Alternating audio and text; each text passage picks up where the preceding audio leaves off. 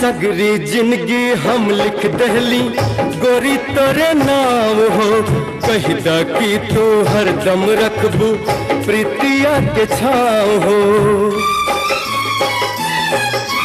सगरी जिंदगी हम लिख दहली गोरी तोरे नाम हो, कहदा कि तू हरदम रखबू प्रीतिया के छाव हो।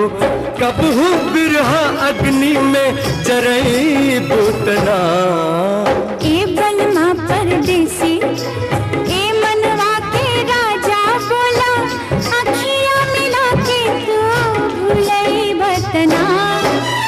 ए हमरी दिल जनिया दे दा तू बचनिया।